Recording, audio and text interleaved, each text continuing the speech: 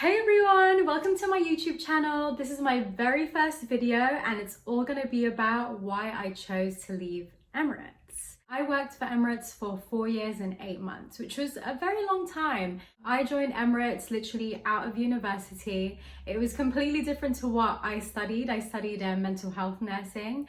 So we'll get back to that later on in the story. So basically I went straight out of university at 21 years old to go to Emirates and live in Dubai. And it was amazing. You know the saying that says, never bash the hand that fed you?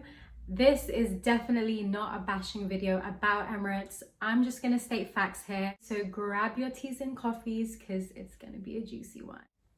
The reason why I chose to leave Emirates, there was a lot of reasons why I chose to leave Emirates. I was working for the company for a very long time. However, the progression in the company since I joined anyway was absolutely horrific. Like, you do not get promoted in Emirates because of merit. It doesn't work like that. People that joined maybe a few years before me, they were able to get upgrades. We call them upgrades into business class. So you start in economy class and then you work your way up to business class and first class. And they're able to get that upgrades fairly quickly, like within a year or so, or even less than a year, and be able to reach up to being a supervisor very quickly, because at the time the company was doing amazing. But when I joined like 4.5 years ago, they stopped recruiting for a very long time, maybe for about 2 years. So there was a massive backlog of people that needed to get upgraded. So that's why I didn't get upgraded. Not because I was a bad girl or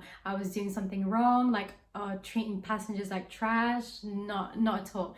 It was purely because the company didn't need a lot of business class crew. They basically promote you by your staff number. So if you're, let's say I was 450664. If 450660 hadn't been graded yet, I wouldn't get my upgrade. And that's how it worked. It's literally by numbers. And obviously I think you guys are very well aware, like in big corporate companies, unfortunately, the reality is you are just a number. And if they need you, they need you. If they don't, bye Felicia. Like, no. And that's how it is. Like, that's just the reality of things. But I stuck it through because I really enjoyed the lifestyle. The lifestyle was amazing. Going to the beach on your days off, traveling the world. Yeah, we'd only stay there for about 2-3 days at a time, but you get allowance once you get to the hotel. Most of the hotels are pretty decent as well. Like, after a while, like, that really does wear off, and it really does kind of get, as bad as it sounds, a bit boring. And I'm the type of person, I constantly want stimulation, and you know, I want to feed my mind and be challenged. And by like the 3-year mark, which was about last year, I kind of felt as if I was stagnant. And I knew the job back to front with my eyes closed, and I wanted a challenge, and there wasn't any upgrades. So it was so frustrating to me, and I just couldn't do with it anymore. So last year I said, you know what, F this, I'm gonna go and find a job.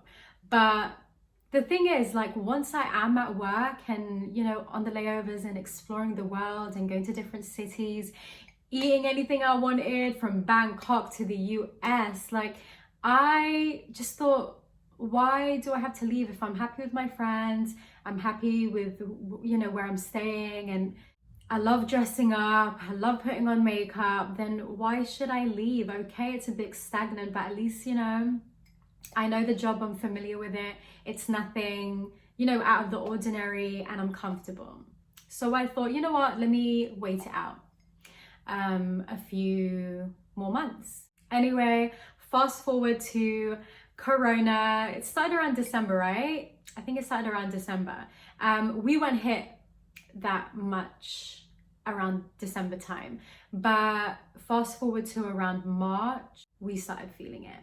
And I remember, I think it was either March or April, we received a email, and okay, it said, without any, you know, no warning or nothing, it said, you guys are going to be salary deducted, your basic salary will be deducted by 25%. So this is how the salary works with Emirates. So you get a basic salary, which is around 4,000 dirhams, and then you get flying pay. So the more flying hours you have, or the more flights you have in a month, the more money you'll get. So in reality, you would probably get around 10 to 11,000 dirhams a month if you had a good month with flying. So that was good. Like, I was living good. I could buy whatever I want. I could eat wherever I wanted.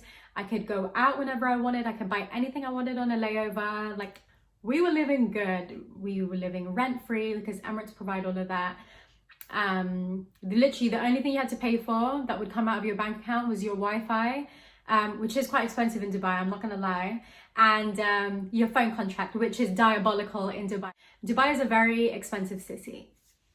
So we received an email saying that our basic salary was going to be cut by 25%. And on Facebook, all the Emirates crew are part of this Facebook group called Crew to Crew. And that's where you get all your tea. It was a lot of drama at this point because everyone was frustrated. We had a lockdown. We weren't allowed to leave our accommodations because there was a 2-week lockdown in Dubai where you were only allowed, with government permission, like you needed a permit, to leave your apartment for groceries and like a pharmacy run or something. A lot of people were frustrated, and don't get me wrong, I was frustrated as well, but I was lucky that no one got redundant. No one that I knew got made redundant. I didn't get made redundant, so it was fine. And everyone was getting made redundant around the world, so it was tough. So yeah, it made you grateful. Yeah, 25%, but at least we have a job. The only thing is that I realized is that obviously because we weren't flying, our flying pay was like 0 dirhams. So you're relying on the basic salary. But we worked with it. I'm telling you, when your mom tells you to save for a rainy day, guys, you better believe her. Or your dad. Because you never know when a rainy day is gonna hit you. And I'm telling you, it'll be game over. Let's just say that. So yeah. Anyway, maybe after a month and a half, we got another email. And it said that we were gonna get a basic salary deduction, a further basic salary deduction of 50%. At this point, no one was flying. Literally, you'd probably fly like once a month. And the flights that I did during, the COVID period where Emirates wasn't flying at all was one flight to Manila. It was 8.5 hours, and we weren't allowed to stay in Manila because obviously the borders are closed. So we had to go straight back to Dubai. So it was basically a 24-hour day on the plane, which was crazy. It was extremely draining. It was mad. And the redundancies came. Everyone was receiving these emails. It was called a business update, and a lot of people got let go. I had a lot of friends that were let go. My flatmate got let go, and it was a really dark time in Dubai. Thousands of people lost their jobs, and it was really sad. And I was really lucky. Like, I was one of those ones that were like, because to be fair, like in the beginning they looked at this system to see, if you called in sick a lot, if you got loads of disciplinaries, etc. Anyway, they made further redundancies, and they made people whose contracts were expiring, they didn't renew their contract. So it'd be a non-contract renewal as opposed to like redundancy. But I was lucky because my contract didn't expire for another 2 years. I just renewed my contract last year. So I was good. I knew I was good, but it really made me realize, like, shit, am I still gonna do this? Am I still up for this? Like, I have my pay slips here actually. I was getting paid so they were deducting 2,200 dirhams off us for July and August. April, May and June, they deducted 1,100 dirhams off us. So that's like 1,100 dirhams in pounds is kind of like 200 plus pounds. 2,200 dirhams is nearly like 500 pounds. That's a big pay cut. So I kind of realized to myself, damn, like I need to get serious with my life, and I need to make decision. Everyone was in survival mode. So all of my friends were looking for jobs. I took it upon myself to re-register my nursing pin and it was kind of like an eye-opener for me, because I called the Nursing and Midwifery Council. For those of you who don't know that, basically it's the council that will register your PIN to work as a qualified nurse, like a registered nurse.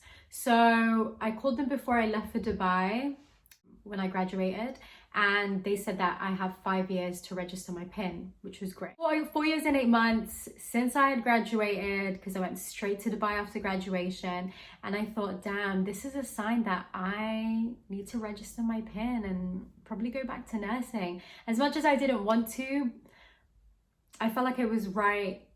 It was the right thing to do at that particular time. I really didn't want to. When I left Dubai, I was really not ready. I left Dubai last month, the end of last month, so it's been nearly a month since I've been back in the UK, and I miss it a lot, I'm not gonna lie. But one thing, okay guys, so I'm on TikTok, right, and I used to post a lot of cabin crew videos. This girl asked me, she said, do you need a degree when you apply for Emirates? You don't necessarily need a degree when you apply for Emirates. You just really need good customer service background, and you have to perform well on the interview day or the open day, whichever one you get invited for. But for me, you really need to back up with jobs like these, because first of all, Emirates don't provide you with a pension. Once you get let go, you get paid an end of service benefit, and that's it, girl. It's not a lot at all. So you really need to start thinking about your future once you're in these companies for long periods of time. And obviously people from different parts of the world, this is this money is a lot. Dirhams is a lot if you convert it to, like, Asian currencies. It's a lot of money. So, people do end up staying there for a very long time. But for me, I thought to myself, flying isn't the same anymore. The layovers weren't the same. I remember going to New York around, was it beginning of September, and we weren't allowed to leave the hotel room. So it was really changing, and I thought that was kind of like another eye-opener for me, that I really needed to leave and kind of move on with my life. And everyone says this, no matter who you speak to that works for an airline, it's a massive adjustment moving back home, because you're back to, let's say you're from Europe, you're back to a cold country, you can't go to the beach on your days off, and the lifestyle is irreplaceable, I'll tell you that. But I had to think about my future and my future goals. And don't get me wrong, like, working as a flight attendant, you do have a lot of transferable skills, but looking for a job in this day and age, especially with the pandemic going on, it's tough, because everyone's got customer service experience. Especially I tried even looking for a job in Dubai, because I didn't want to leave the city. But the thing is, and as bad as this sounds, there's millions of people from the Philippines, India, Nepal, countries all over the world where they don't get paid that much in their country, but their qualifications are like crazy. And they have qualifications double than what I can offer a company. So why would they pay me a certain amount when they can pay that person half of the amount? Which sounds bad, but that is the reality in the Middle East, at least. So yeah, it was really tough looking for a job in Dubai. It was just one of those things where you kind of had to like rip the band-aid off and just let things go. And I thought to myself, I can always visit Dubai on, my days off, or whenever I get holiday, or whenever this pandemic ends and I don't have to quarantine for 2 weeks. But this was a decision that I made for my future. You really need to make like big girl decisions, and that's what I had to do. And as much as I didn't want to, that's how life goes. I'm very grateful for my experience with Emirates. I learned so much. And you know what? If my daughter wanted to do it, or anyone I knew that wanted to do it, I would recommend it 100%. No matter what happened with, the salary deductions and stuff like that, at the end of the day, the airline industry got hit a lot. A lot of airlines went bankrupt. A lot of airlines made redundancies, and not just Emirates. So it sucks, but that's the reality of things. They lost out on millions because people weren't traveling and it wasn't safe to travel. So yeah, guys, that's my story on why I left Emirates. I'm still a little bit sad. I'm still trying to get used to the weather here in the UK. I love being close to my family. I love having a normal structure to my day. I love waking up at a normal time, not at a weird time, like 2 o'clock in the morning for work.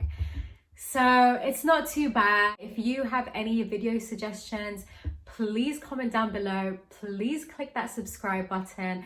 I'll be trying to post videos for you at least once a week. I definitely want to do more videos surrounding my experience in Dubai, my new life here in London, how it is working as a mental health nurse.